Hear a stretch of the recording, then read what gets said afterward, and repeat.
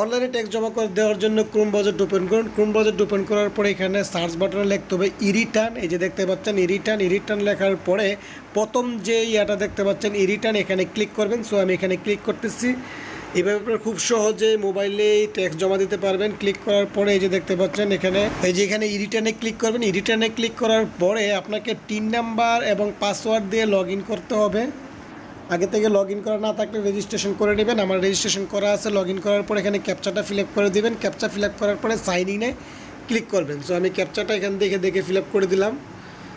তারপর সাইন ইনে ক্লিক করলাম। ক্লিক করার পরে এই যে দেখতে পাচ্ছেন এখানে কিন্তু পেজটা চলে আসছে। এখন এখানে আপনার ডিটেলস রিটার্নে ক্লিক করবেন। ক্লিক করার পরে অ্যাসেসমেন্ট সেলফ রিটার্ন স্কিম সেল 2023-24, তারপর কত সাল থেকে কত তারিখ পর্যন্ত, তারপর এনি ট্যাক্সেবল ইয়েস, দ্বিতীয়টা আপনার নো দিবেন। তারপরে যে রেসিডেন্সিয়াল স্ট্যাটাস এটা আপনার রেসিডেন্ট দিয়ে দিবেন, যেভাবে আছে সেভাবে দিবেন। দেওয়ার পরে এখানে head of income from employment, আপনার যদি চাকরি থেকে ইনকাম আসে তাহলে এটা সিলেক্ট করবেন, আর অন্য কোথাও থেকে ইনকাম আসলে সেগুলো সিলেক্ট করে নেবেন। তারপরে এখানে নিচে আপনাকে কিছু করতে হবে না। তারপর সেভ অ্যান্ড কন্টিনিউতে ক্লিক করবেন।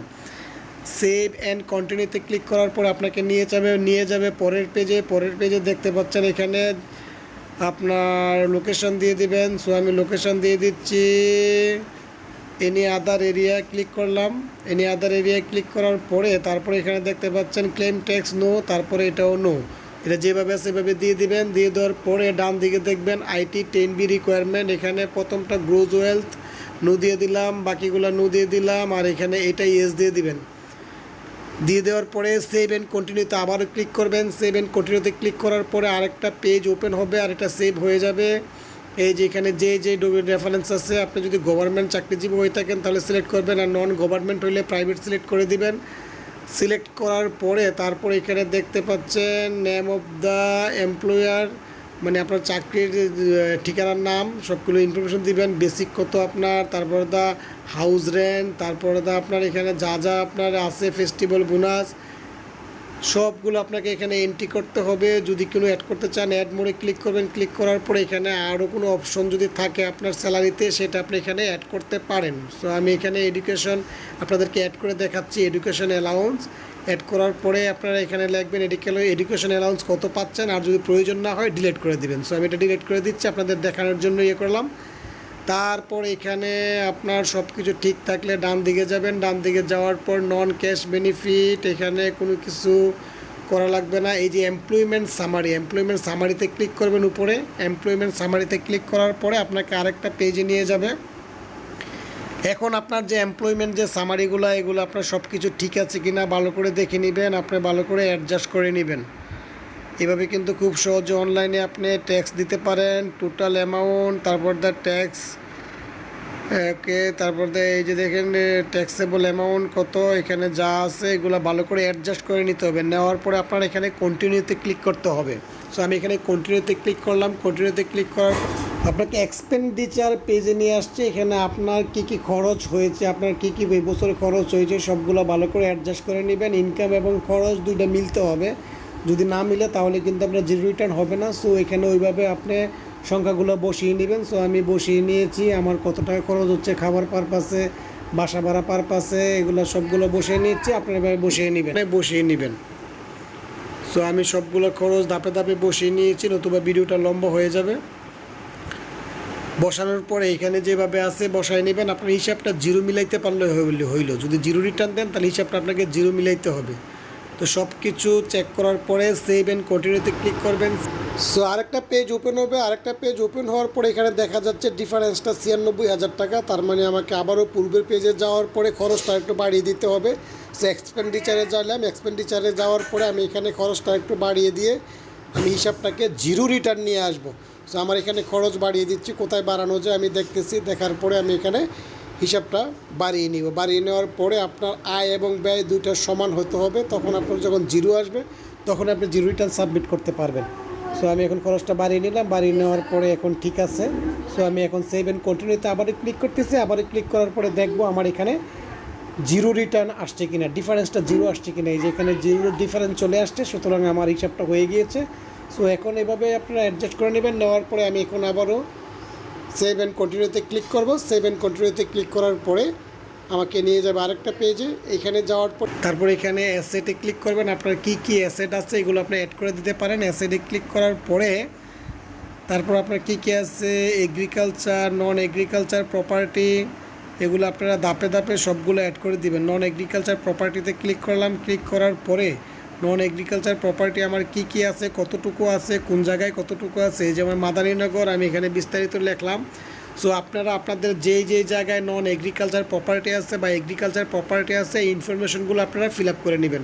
সো আমি আমারটা ফিল আপ করে নিলাম এবং সিকিউরিটি পারপাসে আমি সবগুলো আপনাদেরকে দেখাইলাম না।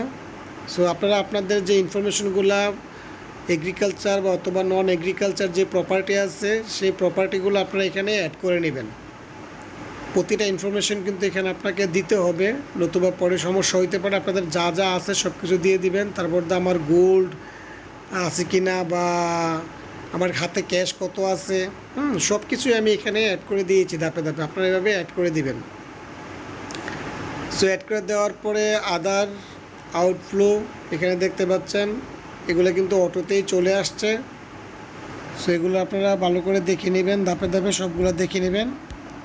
দেখে নেওয়ার পরে স্ক্রল ডাউন করে নিচে যাবেন। নিচে যাওয়ার পরে দেখবেন এই যে দেখুন সোর্স অফ ফান্ড, আমার ফান্ডের সোর্স কোথায়, এগুলো কিন্তু আমি এখানে অটোতেই চলে আসছে। এগুলো অটোতেই বসেছে যেহেতু আমি ইনফরমেশনগুলো দিয়ে দিয়েছি। তারপর এখানে আপনাকে দেখতে হবে ডিফারেন্সটা জিরো আছে কি। সো এই যে এখানে দেখতে পাচ্ছেন আপনারা আমার ডিফারেন্স কিন্তু জিরো আছে, তার মানে আমার এখানে হিসাব মিলে গিয়েছে। এখন সেভ এন্ড কন্টিনিউতে আবারও ক্লিক করব। যদি জিরো থাকে তাহলে আপনার হিসাব ঠিক আছে। সেভ এন্ড কন্টিনিউতে আবারও ক্লিক করবেন। ক্লিক করার পরেই কিন্তু আপনার আরেকটা পেজে নিয়ে আসবে। এই যে এখানে দেখতে পাচ্ছেন পেজটা ট্যাক্সেবল ইনকাম, এখানে সব কিছু ইনফরমেশন দেখতে পাচ্ছেন। সব কিছু ভালো করে চেক করে নেবেন, কোনো জায়গায় কোনো সমস্যা থাকলে নিজেরা দেখে নেবেন। তার প্রসিড টু অনলাইন রিটার্নে ক্লিক করবেন। ক্লিক করার পরে আপনি পুরাটা দেখে নেবেন। সো প্রসিড টু অনলাইনে ক্লিক করার পরে এই পেজটা চলে আসছে। এখন আমি সবগুলো ইনফরমেশন দেখে নিচ্ছি ঠিক আছে কিনা। যদি ঠিক থাকে তাহলে আমি সাবমিটে ক্লিক করে দেব। রিটার্ন যে সার্টিফিকেট, এই সার্টিফিকেটটা দেখতে কীরকম হবে বা এখানে কি কি ইনফরমেশন থাকবে আমি একটু ভালো করে প্রিভিউ করে নিচ্ছি। সো আপনারা এভাবে ভালো করে দেখে নেবেন কোথাও কোনো ভুল হয়েছে কি না। যদি ভুল হয় তাহলে আপনি কিন্তু ব্যাকে গিয়ে সংশোধন করতে পারবেন।